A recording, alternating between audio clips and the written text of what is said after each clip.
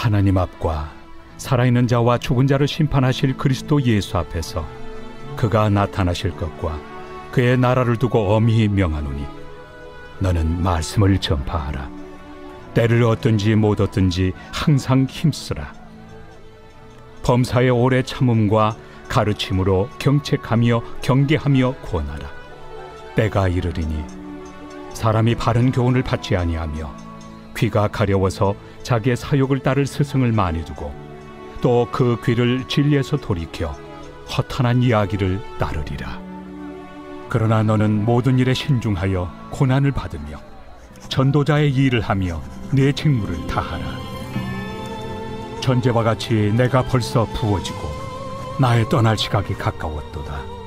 나는 선한 싸움을 싸우고 나의 달려갈 길을 마치고 믿음을 지켰으니 이제 후로는 나를 위하여 의의 멸류관이 예비되었으므로 주 곧 의로우신 재판장이 그날에 내게 주실 것이며 내게만 아니라 주의 나타나심을 사모하는 모든 자에게 도니라.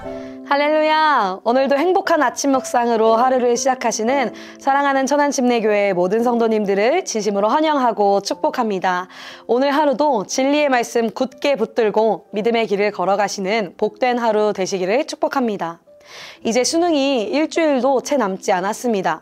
다음 주 목요일이면 우리 고3 학생들은 그동안 열심히 갈고 닦은 자신의 실력을 테스트하게 됩니다. 아마 고3 학생들은 수능 날을 손꼽아 기다리고 있을 텐데요. 왜냐하면 이제 수능 시험을 치르면 그동안 힘들게 공부했던 것도 끝, 밤 늦게까지 하던 야자도 끝, 마음고생도 끝, 모든 것이 끝난다고 생각하기 때문입니다. 그런데 생각해보면 수능은 결코 끝이 아닙니다. 그때부터 비로소 진짜 인생이 시작되는 것입니다. 그동안은 부모님과 선생님이 정해준 또 지도해준 그 길을 따라 달려왔지만 이제부터는 정말 자신의 인생의 방향을 스스로 정하고 스스로 걸어가야 하는 진짜 인생의 경주가 시작되는 것입니다. 신앙도 마찬가지입니다. 많은 사람들이 예수님을 믿고 구원받으면 끝이라고 생각합니다. 그런데 그것은 잘못된 생각입니다. 예수님을 믿는 그 순간은 모든 것이 완성된 끝이 아니라 진짜 믿음의 인생이 시작되는 순간입니다. 예수 그리스도를 믿는 그 순간부터 하나님의 자녀로서 믿음의 길을 걸어가게 되는 것이죠. 오늘 우리가 함께 살펴볼 디모데후서 4장은 바울이 디모데에게 유언처럼 남긴 말씀입니다. 당시 바울은 로마 감옥에 갇혀 있었고 자기의 생이 얼마 남지 않았다는 것을 알고 있었습니다.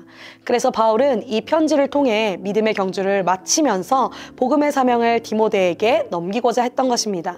그래서 이렇게 이야기합니다. 본문 2절 말씀에 너는 말씀을 전파하라. 때를 얻든지 못 얻든지 항상 힘쓰라. 아멘. 때를 얻든지 못 얻든지 라는 말은 상황이 좋을 때나 나쁠 때나 기회가 있든지 없든지 변함없이 말씀에 서라는 뜻입니다.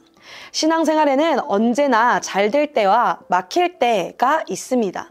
말씀이 잘 들리고 기도가 잘 되는 시기가 있는가 하면 아무 말씀도 들리지 않고 응답이 막힌 듯한 시간도 있습니다. 그러나 바울은 말합니다. 그 어떤 때에도 흔들리지 말아라. 말씀을 전해라. 말씀을 붙들어라. 왜냐하면 하나님의 말씀은 상황에 영향을 받지 않기 때문입니다.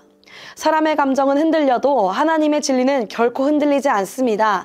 하나님의 말씀은 살아있어 지금도 역사하고 있습니다.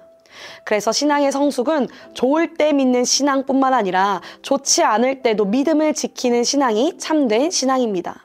비가 와도 바람이 불어도 그 자리를 지키는 믿음, 그것이 바로 때를 얻든지 못 얻든지 말씀을 붙드는 신앙인 것입니다. 그리고 바울은 이어서 왜 때를 얻든지 못 얻든지 항상 말씀을 붙들어야 하는지 그 이유를 설명합니다. 오늘 본문 3절과 4절 말씀입니다. 때가 이르리니 사람이 바른 교훈을 받지 아니하며 귀가 가려워서 자기의 사욕을 따를 스승을 많이 두고 또 그 귀를 진리에서 돌이켜 허탄한 이야기를 따르리라. 아멘.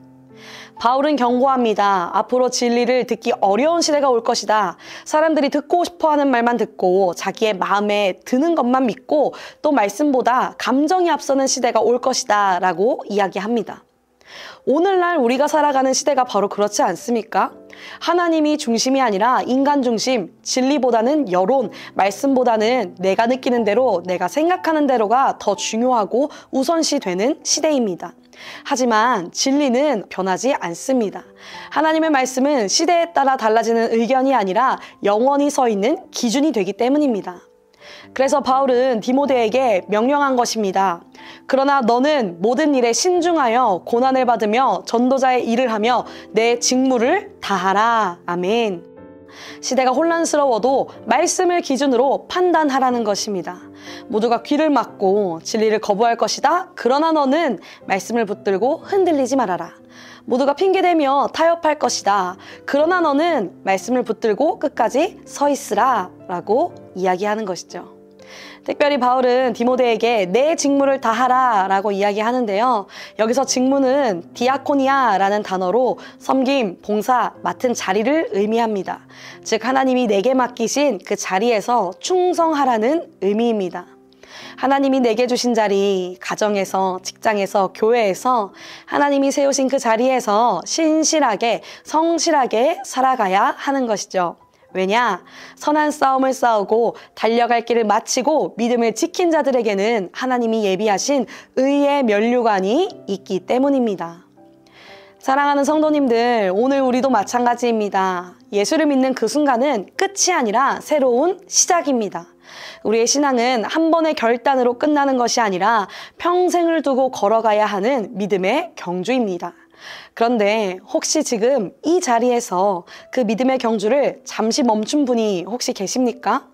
기도가 식고 예배가 멀어지고 마음이 지쳐 신앙의 걸음을 멈춰선 분이 계십니까? 오늘 이 아침 하나님이 우리에게 말씀하십니다. 다시 시작하라.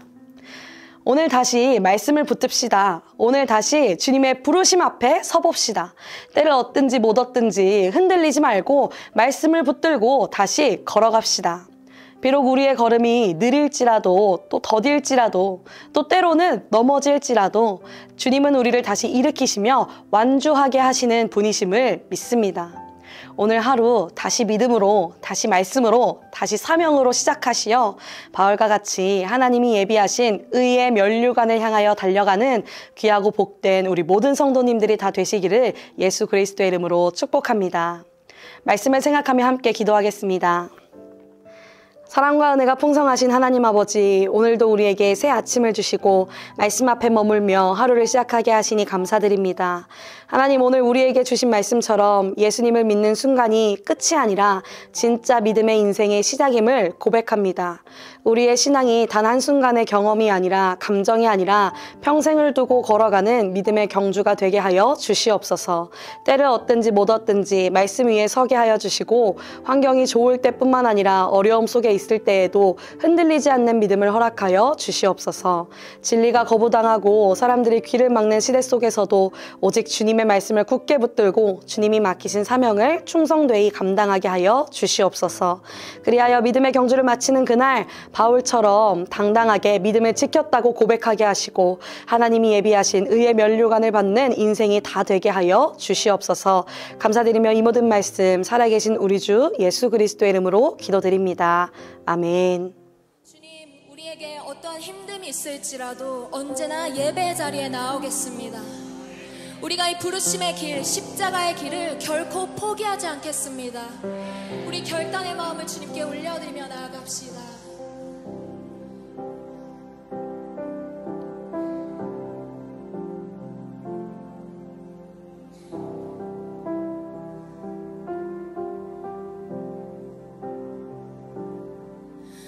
주님 다시 오실 때까지 나는 이 길을 가리라. 좁은 문, 좁은 길, 나의 십자가 지고 나의 가는 이 길 끝에서 나는 주님을 보리라.